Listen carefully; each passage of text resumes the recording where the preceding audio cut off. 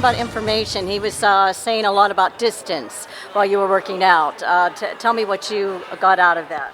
What exactly are you talking about? Distance between people, family? No, distance when he was when you were working out in the ring, you know, and not to walk into a shot.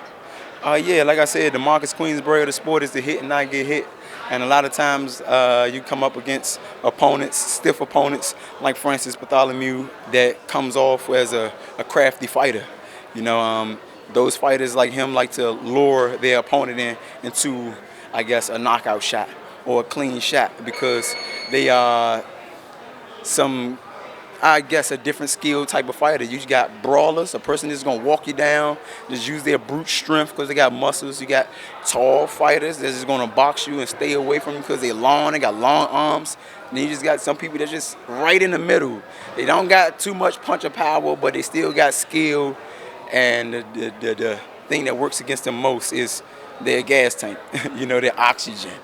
They got to have a lot of stamina. So what that brings you into a case of is you being a slickster or a crafty fighter. You using your veteran moves. Now, Rances Barthelemy, a lot of people call him a journeyman because he been around the block. He's not a new fighter. You know, he got to the position he's in now because he done beat the competitors he done beat. You know, and these fighters have been ex-champions or runner-ups, and it got him to the position to be an ex-champion or a so-called journeyman or to have the accolades that I need to get to the next step for myself. And right now, I think he's ranked number 4 or something like that.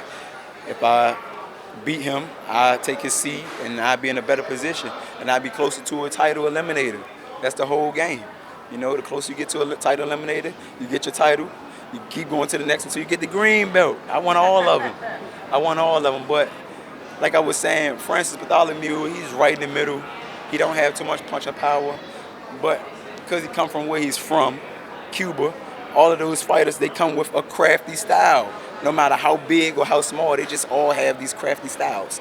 You know, so when you hear my brother, Mr. Gary Russell, saying, don't fall in, make sure you closing the gap, sliding over, that's so I won't get hit with a shot. Whereas though Rances Barthelemy was trying to lure me in with his tricky movement or what may have you. If he can't move, how could he move? How could he trick me or get anything off? Because I'm smothering him. I'm cutting off the ring. I'm closing the distance. Those type of things is going to be a key factor in this fight. We just make it look easy. You know, we work hard, we train hard, we got to follow these instructions. We just make it look easy. That's going to play a big deal in this fight, you know. It's going to be real helpful. We live for this, you know. It doesn't define who we are, though. You know, this is what we do, but it don't define who we are. But knowing the fact that this is what we do not undermine the importance of it. You know, definitely. It could have been someone else. He got the right credentials that I need to, as an opponent, to go up against and put myself in a better position. My whole objective is to clean out the 140 division. Clean out the 140 division, have all of the titles. At that point, then we can either move down or move up. You got some Devontae Tank Davises, he bouncing up and down. You got some Devin Haney's. You got some Ryan Garcias. You got Josh Taylor, he at 140. I'm shooting for him. Of course, if he still got all of the titles, definitely. You know, his last fight was shaky. He got put down and everything. I charged it to the game personally because getting hit in this sport, that's bound to happen. That just shows the high level of expertise in the individual when they're participating in this sport. You see them getting hit less versus more. That's what made Floyd good. You know, he know how to bob and weave. That's what made Muhammad Ali good. He know how to bob and weave. And because the Marcus Queensbury of the sport is to hit and not get hit. But the more you learn, I guess all of this stuff becomes second nature. And I think that's when then a fighter or individual understand the fact that they don't have to magnify the things that they're doing. They just continue on executing the things they've been doing, and they're going to become out victorious. You know, they're going to be in the position that they want to be in, and that's all I'm doing. I lost my father, still grieving, all of my brothers. So we always stayed as a close-knit family, well family on it, and et cetera.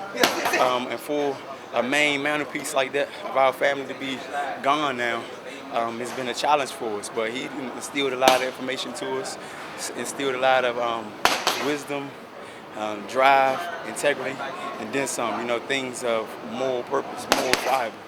And I thank my father for that eternally. But even with that being a challenge, I'm here. We all here as a family still, because that's what we always been doing as a family. So to keep that going on, it's kind of like something that's a chore of all of ours. You know, just keep this family legacy going. That's a priority and a chore, you know, of all of ours. And that's all I'm trying to do, trying to keep it going. Of course, it's heavy, and it's a lot of pressure and pain that I'm feeling, but I gotta go through all of that. You know, as adults, you gotta go through all of these type of things. It's about adversity. You know, you gotta have a sense of adversity, dealing with just life period. And as you grow older, that's what you're gonna learn more and more, because things ain't always gonna go your way, and everything ain't gonna be easy to get. You might have to work your ass to get it, and it might be an unfair type of outcome sometimes. But that don't mean that you stop where you are. You continue going forward, and we're just trying to keep that type of vibe going, you know, that type of excitement going and energy in our family. So when y'all see me and I got a little smirk or smile, that's because I've been absorbing energy from my extended loved ones, like my fans, my family. They've been helping me mold myself, you know.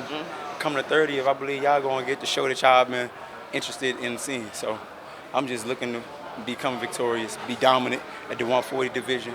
Next thing you know, I'm taking over other weight classes. What about your brother as lead trainer now? What are your thoughts?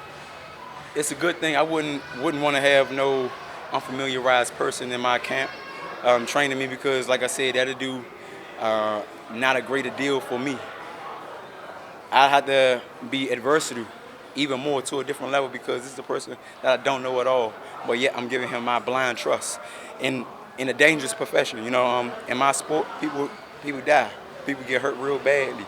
They go to the hospital and then some, because that's what this profession brings. It just comes with it. And with that being known, I got to have the best people in my corner and the people that I most trust in my corner, because these are the people that's going to be my eyes and ears and giving me the instructions to become victorious. And if I can't trust those type of beings, my fight night or my day will be real sloppy and real ugly and unfortunate for me, probably. You know, but due to him being my oldest brother, him being in my corner my whole career, it's a bittersweet thing because my dad not there, but it makes it easier because it's still my older brother. And if I was be willing to take any type of information from anyone, it would be someone from my family.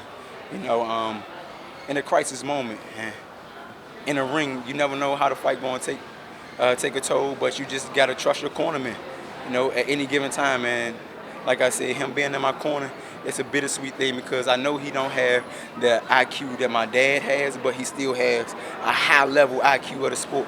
He held the WBC title for as long as anyone in the sport, period, Mr. Gary Russell. With that type of information, that type of skill set, those type of eyes for the sport, I think it'd be a benefactor for me, for us as a family, and it'd be helpful all in all. I just wish that my father was still here. You know, he don't have the tools that my father had, but he definitely got the blueprint.